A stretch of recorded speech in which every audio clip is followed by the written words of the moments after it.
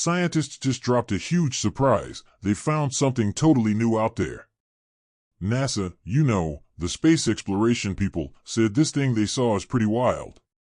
It's not just the size or where it's going, it's that it sends out signals that look like someone made them on function. Could this mean we're about to learn some big secrets that change how we see everything? Could there be aliens living on other planets? As we dissect NASA's crazy discovery, we might just figure out what's going on. Back in 2007, NASA sent the Dawn probe to check out some cool stuff in our solar system. It used 3 ion engines for power, and it started by looking at Vesta for 14 months. Vesta is the second biggest rock in the asteroid belt. Dawn sent back photos and info that showed us what Vesta looks like and what it's made of. After Vesta, Dawn went to the dwarf planet Ceres, which a lot of people thought was the most fun part of the trip. Because it had those ion engines, Dawn could leave Vesta and head to Ceres, something regular rockets couldn't do. These engines pushed it slowly but with a constant force, so Dawn could go really far and orbit Ceres without issues. An Italian astronomer, Giuseppe Pazzi, first saw Ceres in 1801. It's the biggest thing in the asteroid belt between Mars and Jupiter. For years, it was seen as just a small planet, but that changed in 2006. Ceres is about 950 kilometers across, making it the heaviest object in the belt. That's why it's such an interesting thing to study. Scientists were pumped to see the first clear pictures of this weird world, which showed bright spots all over, especially in a big hole that looks like a crater. These shiny areas got everyone's attention. Before dawn, the best pics we had of Ceres were blurry ones from the Hubble Space Telescope, so we didn't know much. Better images could change everything. The point of the mission was to get a better sense of how the solar system started and how water affects planets. These shiny spots, which you see on other small planets too, probably have stuff inside that reflects a lot of light, maybe even salts left over from evaporated water. This suggests cryovolcanism could be happening, where ice volcanoes shoot out water or salty stuff instead of lava. What these shiny things mean and what they tell us about Ceres isn't clear yet. Are things moving around inside? Or is there something even stranger going on? Ceres stands out from the other objects in the asteroid belt because of its size, how dense it is, what it's made of, and how it can hold onto ice and water. Unlike most of the rocky asteroids, Ceres is a little similar to comets, suggesting it could have pieces from when the solar system was brand new. It took Dawn 2 years to get to Ceres, finally arriving in early 2015. It was a big moment because we were about to get our first close-up look at the biggest thing in the asteroid belt. As the probe got closer, it showed us a world we'd never seen before. The first photos showed a beat-up surface with tons of dents from impacts. But what really caught the attention of scientists and space fans were the shiny spots all over the place. As the pictures got better, researchers came up with ideas about what these bright spots could be.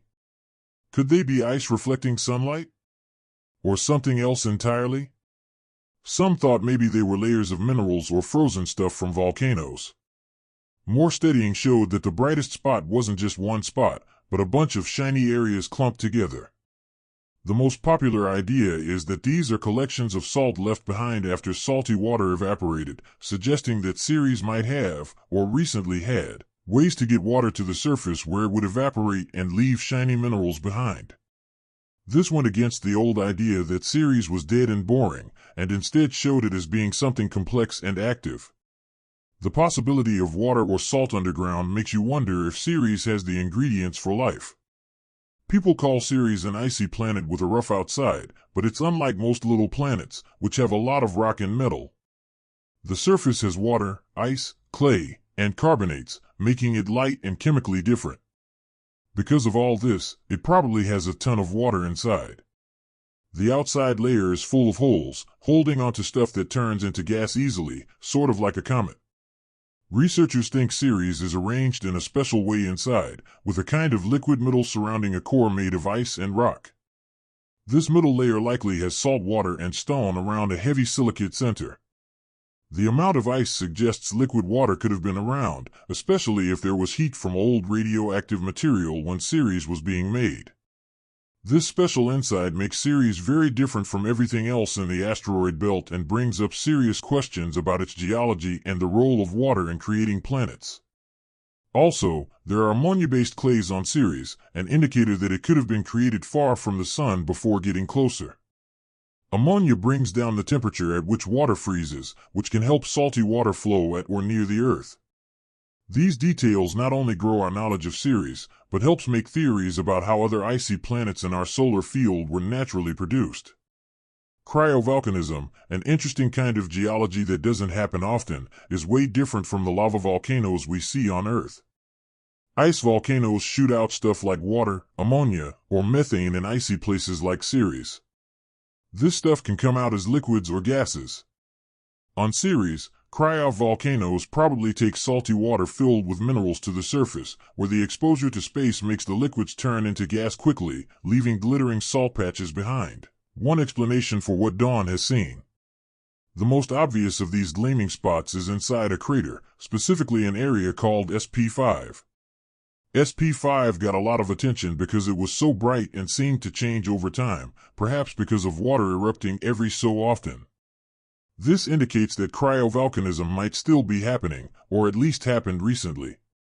Besides SP5, there are other shiny areas all over Ceres, each with different features. This widespread nature means cryovolcanism may be more common on Ceres than we previously believed. These glowing features are evidence that Ceres isn't just a frozen rock, but an energetic, evolving world. As Dawn continued sending data, many surface features were revealed. Craters of different sizes cover the ground, each one of them a sign of times with many crashes. Every crash, whether from asteroids or other space stuff, tells a piece of Ceres history and adds to its whole image in the broader history book of the solar system. The presence of ammonia chemicals further gives a hint about where it came from. Given that ammonia reduces the temperature at which water melts in some situations, liquid water may have been located on or beneath Ceres earlier or perhaps even right now.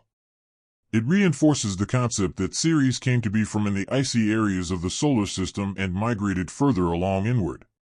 This migration could be a reason that Ceres has such unique traits, including all of the ammonia and cryovolcanism. Back in 2007, NASA sent the Dawn probe to check out some cool spots in our solar system.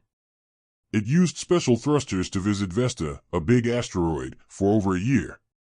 Dawn sent back awesome pictures and info, showing us what Vesta is really like. After Vesta, Dawn went to check out the dwarf planet Ceres, which was the most exciting part of its trip. Those special thrusters helped Dawn get away from Vesta and head to Ceres, something normal engines couldn't do. These thrusters gave Dawn a steady push, helping it travel far and get into orbit around Ceres. Ceres, first spotted in 1801, is the biggest thing in the asteroid belt between Mars and Jupiter.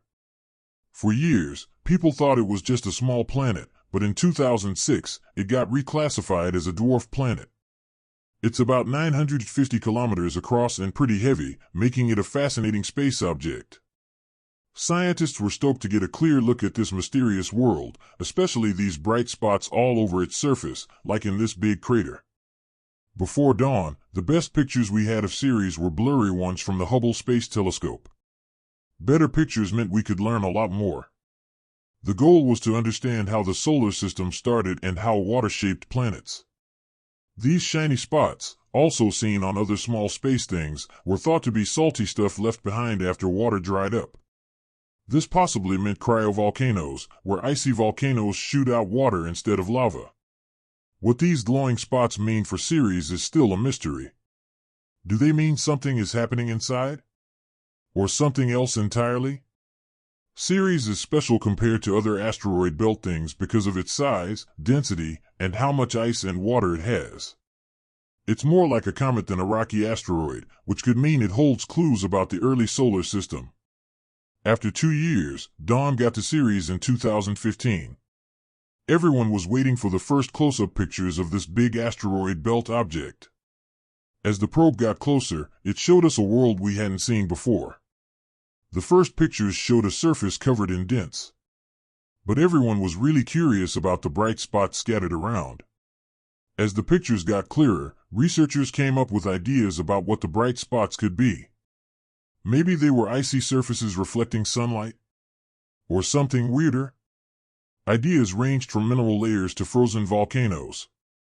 Later on, they learned that the brightest spot wasn't just one spot, but a bunch of shiny areas. The main idea was that these were salt leftovers from evaporated water, meaning Ceres might have water inside that comes to the surface, evaporates, and leaves behind shiny minerals. This made people think Ceres wasn't just a boring rock, but an active and interesting world. If there's water or salt underground, could there be life on Ceres? People call Ceres an icy planet with a rough outside, different from other small planets made of rock and metal. Its surface has water, ice, clay, and carbonates, making it light and special. This points to a lot of water. The outside is porous, holding onto stuff like comets do, not like asteroids.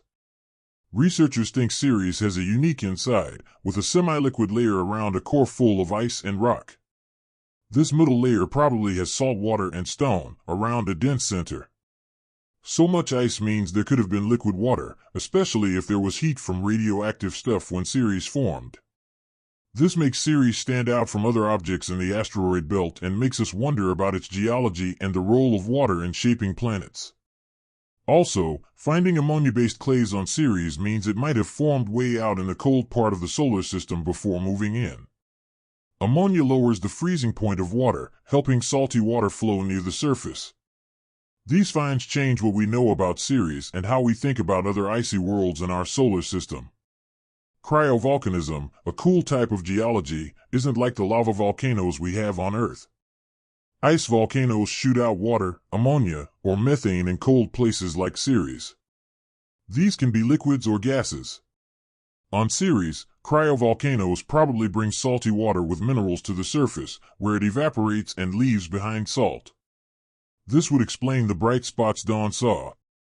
The most noticeable of these spots is in a crater called SP5. SP5 was interesting because it was super bright and changed over time, probably from water coming out sometimes.